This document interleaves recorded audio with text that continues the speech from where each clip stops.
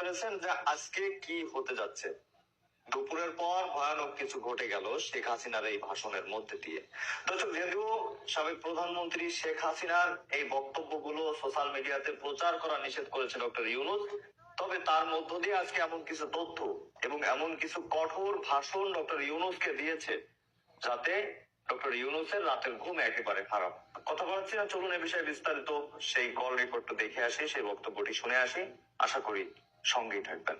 আওয়ামী লীগ নাকি শেষ করে দেবে, তার একজন দেখলাম সমন্বয়ক আর শিবিরের একজনে বললো আওয়ামী লীগের নাম নিশানা থাকবে না।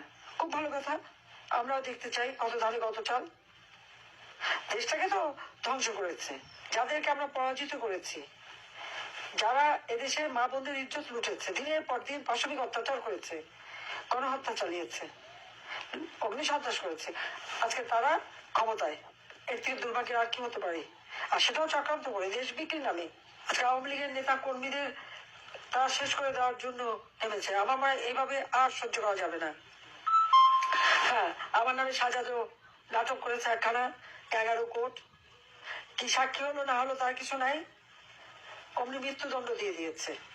তা ভেবেছে কি মৃত্যুদণ্ড দিলেই একেবারে আমরা ভয় কাতর হয়ে পড়বো? না, বরং ভালোই করেছে।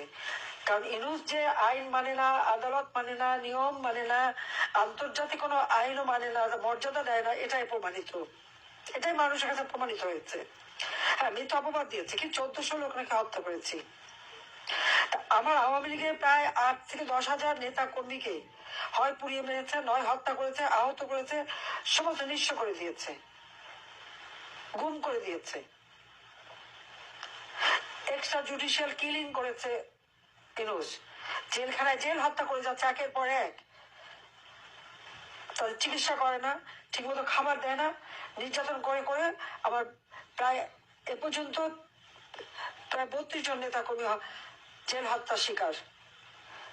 মানে মুমূর্ষু অবস্থায় হাসপাতালে নিয়ে ফেলে দেয়, মুমূর্ষু রোগীর হাতে হাত করা পড়া।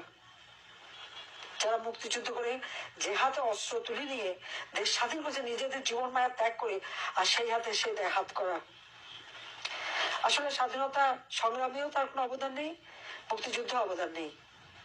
গরিবের রক্ত চুষে খেয়েছে, কিন্তু মিষ্টি মিষ্টি কথা বলাতে তাকে আমি সব থেকে বেশি দিয়েছি।